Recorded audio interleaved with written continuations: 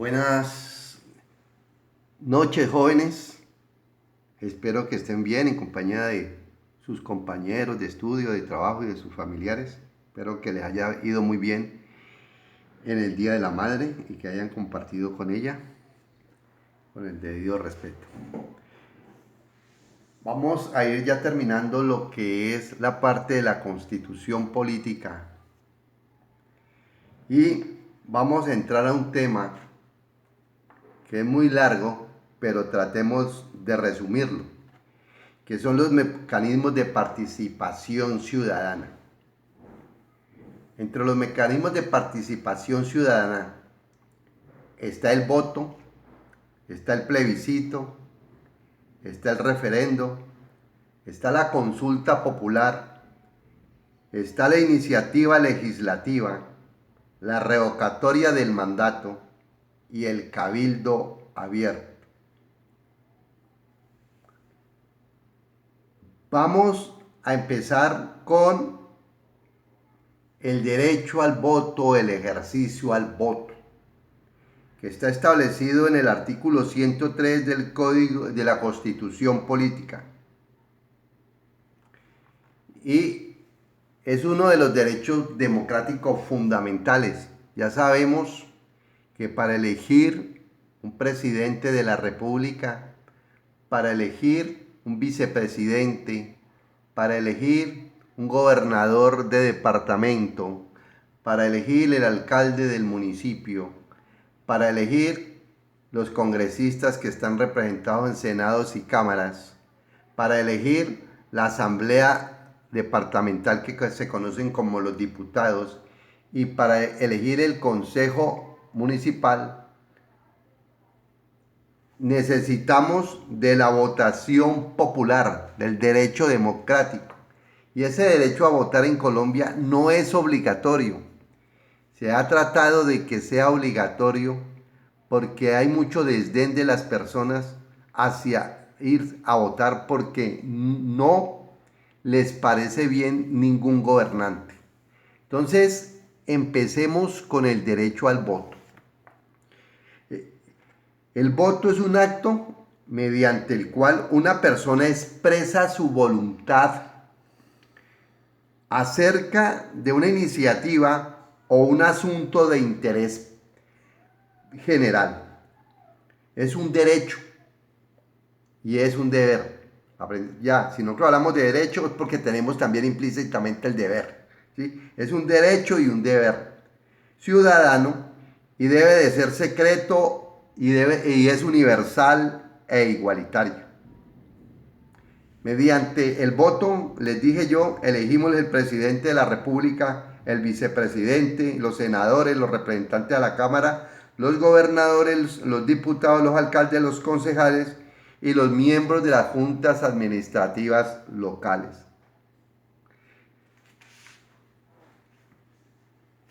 Para elegir se requiere que el ciudadano esté libre de toda coacción, que el voto que yo estoy plasmando en las urnas no vaya afectado de un interés económico o de un puesto burocrático. ¿Ya? Que el voto sea libre y que sea por el candidato que a mí me llene, que a mí me satisfaga de acuerdo con su proyecto que él presente realizar, su proyecto de trabajo durante el gobierno que va a estar él. ¿Ya? Que el voto no sea por un puesto burocrático, que no tenga un interés de carácter económico, que yo no vote porque el señor me dio los uniformes para jugar al fútbol, al basquetbol, al voleibol, o me dio un plato de comida, o me dio el cemento, o me dio el Eternit. El voto no tiene por qué estar acompañado de eso, ¿ya? El voto debe de ser libre, espontáneo de cada uno de nosotros como ciudadanos y porque estamos de acuerdo con el programa de gobierno que él estableció.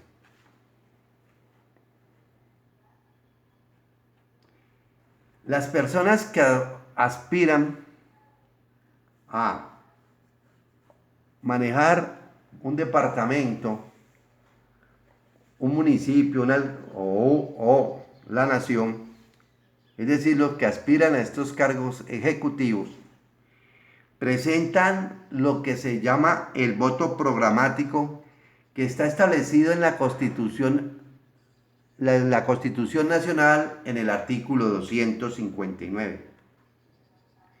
Y es un mecanismo de participación mediante el cual el ciudadano, ¿sí?, que aspira al cargo público, ¿sí?, como mandato de cumplimiento, hace un programa de gobierno que haya presentado que lo haya presentado ante la Registraduría Nacional del Estado Civil.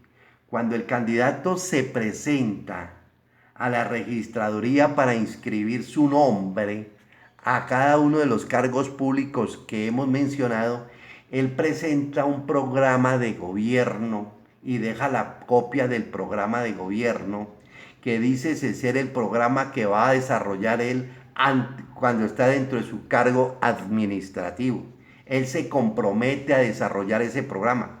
Por eso va muy ligado a lo del voto, porque las personas escuchan a sus políticos, a sus aspirantes, y estos aspirantes manifiestan públicamente a qué aspiran cuando vayan a ser elegidos en cada uno de estos cargos administrativos. ¿Qué sucede? Cuando eso no suceda, no desarrolla o no esté desarrollando el programa de gobierno que él manifestó, se puede presentar por parte del pueblo una situación de orden jurídico-política que se conoce como la revocatoria del mandato. La consecuencia política del incumplimiento del programa de gobierno es la posibilidad jurídica de la revocatoria del mandato, que la ley define como un derecho político y cuya consecuencia es que los ciudadanos dan por terminado el mandato conferido a un gobernador o un alcalde. Esto es para evitar el afán politiquero de mentirle a la comunidad con promesas que nunca cumplen. No debemos dejarnos manipular, jóvenes, con el voto para obtener provecho o satisfacer intereses particulares. Entonces, ligado al derecho al voto que tenemos todos los ciudadanos, los candidatos presentan un programa de gobierno que dicen desarrollar mediante el gobierno que estos van a establecer. Si ese mandato no se cumple o no se está cumpliendo, nosotros todos los ciudadanos que hemos participado en las elecciones, porque quienes no han participado en las elecciones no tienen derecho de firmar la revocatoria de mandato. La revocatoria de mandato la firman las personas que fueron a las urnas y cumplieron el deber de ciudadano de votar. Esas personas, ese certificado lo da la registraduría. La registraduría da el certificado de que la persona votó. Y si la persona votó, ¿ya?, puede ser partícipe de la revocatoria de mandato. ¿A quién se le revoca? A los gobernadores o alcaldes que han incumplido con sus obligaciones que manifestaron cumplir en el proyecto, en su programa de gobierno. Eso es lo que se conoce como revocatoria de mandato. En Colombia es muy poco conocido eso. Esa situación se ha dado en muy pocos municipios, en algunos de Antioquia y otros en algunos municipios del Meta, pero muy pocas veces se ve que se han sustituido alcaldes o gobernadores por revocatoria de mandato.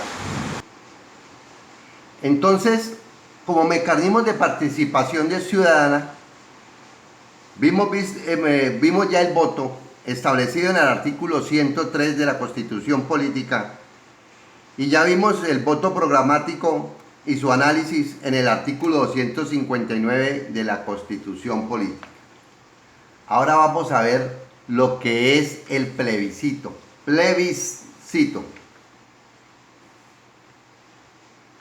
Es una convocatoria del presidente de la República para que el pueblo apruebe o rechace una decisión del Ejecutivo respecto a los tratados internacionales o políticas que adopte y no requieran de la aprobación del Congreso. Eso es lo que se conoce como plebiscito, ¿sí?